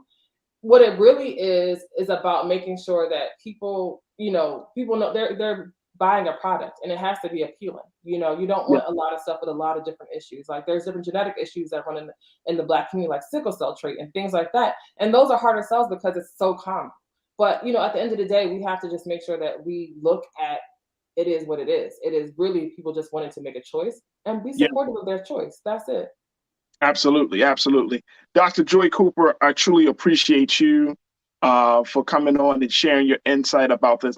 I think this is absolutely fascinating. I'm kind of still shaping my view of this as I'm listening to you, listening to B, and just kind of taking it in all based upon what folks are saying. But this is absolutely fascinating, to say the least, which is why we wanted to have the conversation, because I don't think that we're just having enough discussion about having a family in a non-traditional way, right?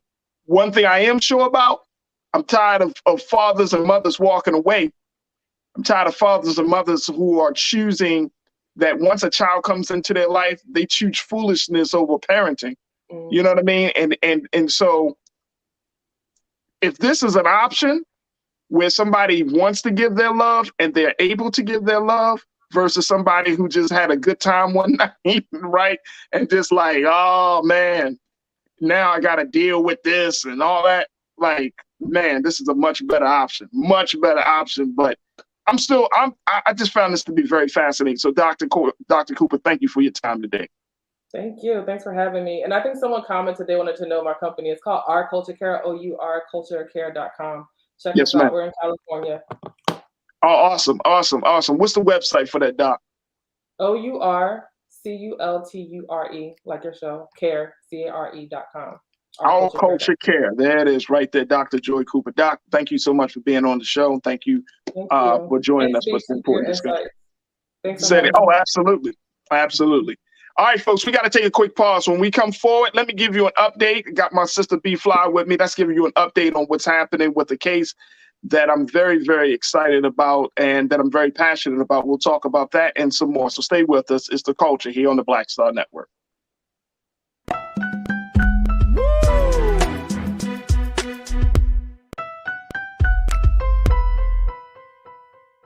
Pull up a chair. Take your seat. The Black Tape with me, Dr. Greg Carr, here on the Black Star Network. Every week, we'll take a deeper dive into the world we're living in. Join the conversation only on the Black Star Network. Hatred on the streets, a horrific scene, a white nationalist rally that descended into deadly violence. White people are losing their damn minds. As an angry pro-Trump mob storms the U.S. Capitol, we've seen shootings. We're about to see the rise of what I call white minority resistance. We have seen white folks in this country who simply cannot tolerate black folks voting. I think what we're seeing is the inevitable result of violent denial. This is part of American history. Every time that people of color have made progress, whether real or symbolic, there has been what Carol Anderson at Emory University calls white rage as a backlash. This is the rise of the Proud Boys and the Boogaloo Boys. America, there's going to be more of this. Here's all the Proud Boys, guys. This country is getting increasingly racist in its behaviors and its attitudes because of the fear of white people. The fear that they're taking our jobs, they're taking our resources, they're taking our women. This is white fear.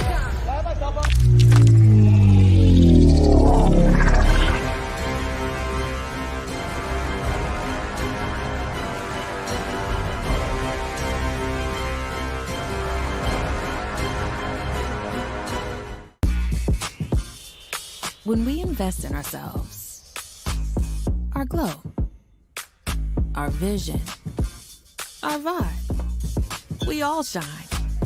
Together, we are black beyond measure. When you talk about blackness and what happens in black culture, we're about covering these things that matter to us, speaking to our issues and concerns. This is a genuine people-powered movement. There's a lot of stuff that we're not getting. You get it, and you spread the word. We wish to plead our own cause. Too long have others spoken for us. We cannot tell our own story if we can't pay for it. This is about covering us. Invest in black-owned media. Your dollars matter. We don't have to keep asking them to cover our stuff. So please support us in what we do, folks.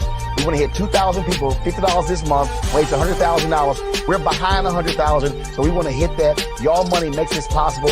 Check some money orders. Go to P.O. Box 57196, Washington, D.C. 20037-0. 0196. The Cash App is $RM Unfiltered. PayPal is R Martin Unfiltered. Venmo is RM Unfiltered. Zelle is roland@rolandsmartin.com. When we invest in ourselves, we're investing in what's next for all of us. Growing, creating, making moves that move us all forward. Together, we are Black beyond measure.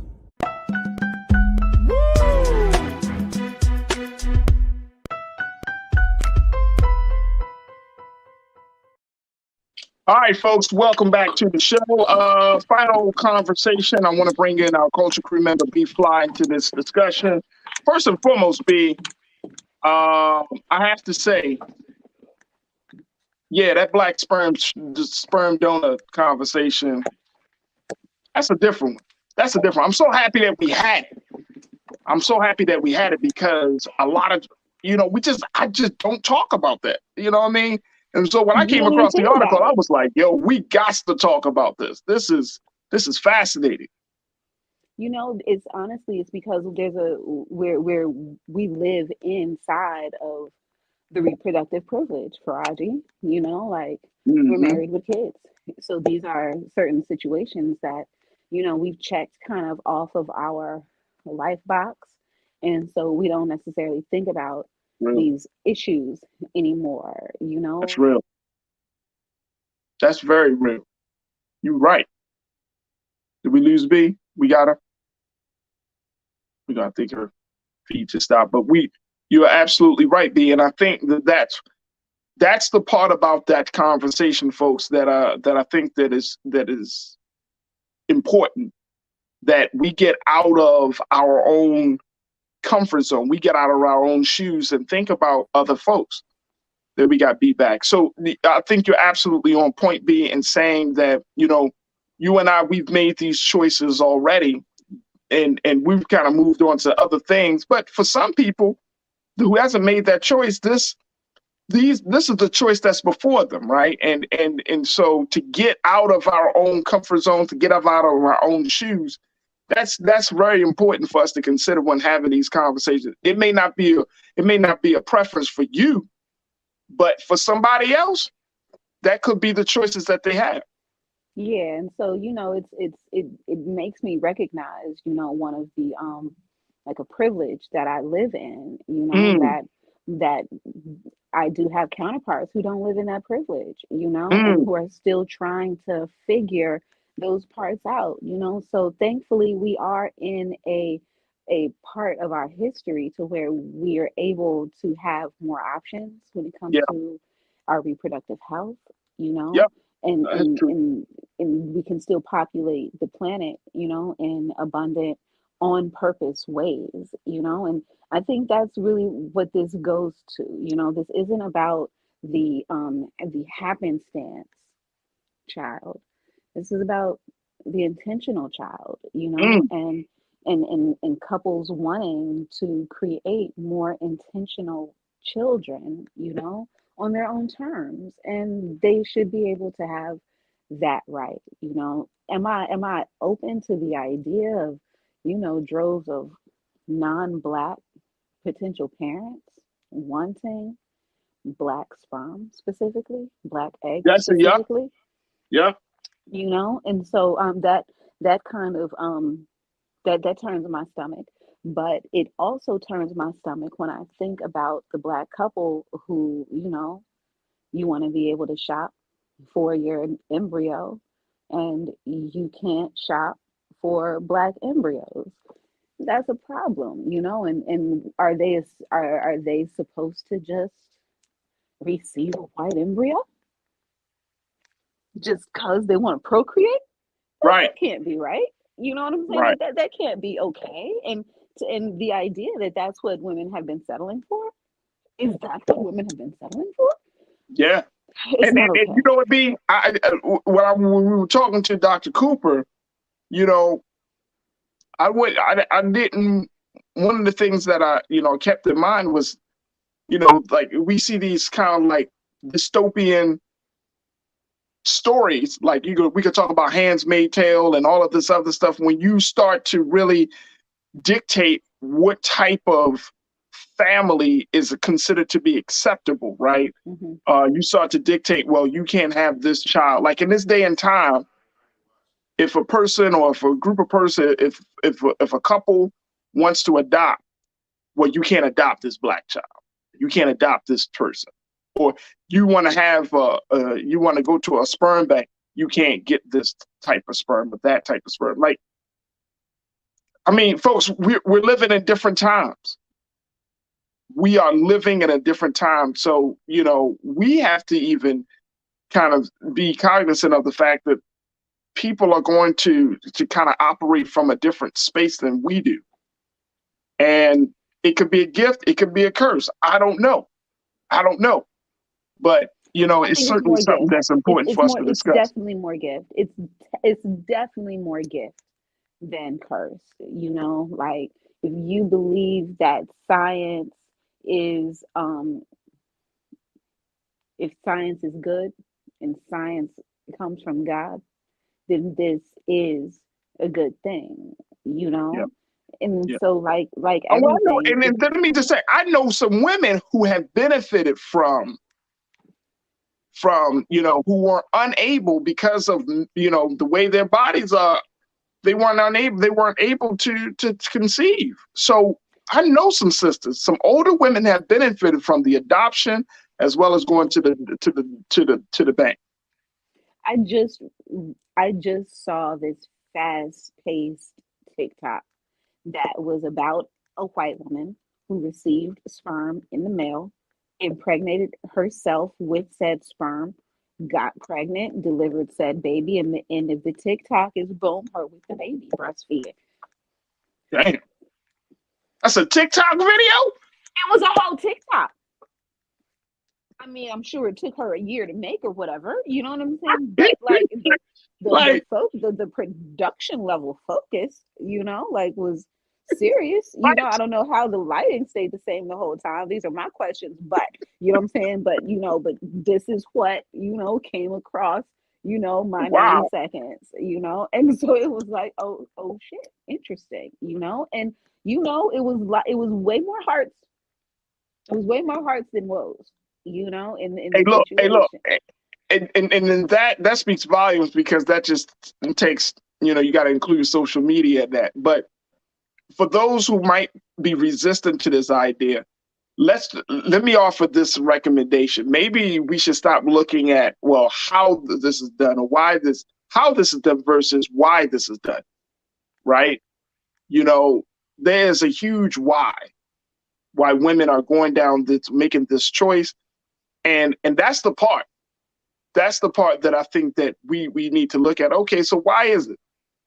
And we don't have enough time here on the show today to certainly talk about it. We certainly touched a little bit on it. You know, you're talking about qualified men who are, you know, they know their family history. Like, you have all of these things. Making a baby is not a lightweight thing. That's one of the few great benefits of being a human being, that you can procreate, right? And so it's not a lightweight thing, but how and versus who you procreate with, those are two different things, right? Like if you are not choosing the right partner, Lord have mercy. And I thank God for my wife. You know what I'm saying? If you're not choosing the right partner to have this baby with, you know, I think, you know, at the end of the day, Farajii, people want love. And I think a gross misconception of parenthood is that you're going to receive a bigger amount of love, you know what I'm saying, like from the process of parenting, that's going to take over any other place of love lack, you know? And so, but money cannot buy love, you know? Nope. And so I think, to your point, like the sad part of it, you know, it has our humaning, our human relation devolved to the point to where procreating with each other has just become too toxic on a mass level. B, don't start a whole new conversation. Don't do it, sis. I mean, But I'm with you. that's I'm the with question. you. That's the overarching Right. thing, because we've Have we stepped gotten so to that far place? out of the nuclear. That's a decent question. Like, have we gotten to that place where procreating with each other is so toxic that we decide on alternative means? We don't even want to deal with it no more. I mean, we all know, our mamas say, I can be broke by my damn self. There it is. Is this the child of that? There it is. I'm gonna leave that there. I want to get to this update, D. This was a case, a story that was near and dear to my heart. It hit me hard. This is the case of 21-year-old Asia Womack. Do y'all remember last week? I said I think it was the beginning of last week, but we talked about it on the show, where this 21-year-old who was a basketball player, basketball star when she was in high school, she was having a basketball game with a friend, a 31-year-old man by the name of Cameron Hogg. And they were talking trash and all of this stuff. And she essentially beat him in the basketball game. He left. She ended up going home, hanging out with a friend. He came over because he knew they're in each other's circle. He came back, got out of his truck angry, pulled out a gun, and shot little Asia Womack 4 times right there as her and her friend were just chilling on the porch watching TV. And so I had put it out there that we need to make sure that this guy is put into police custody and the family is brought some justice. Well, it was reported last week on Thursday that Cameron Hogg was arrested and he is now in custody.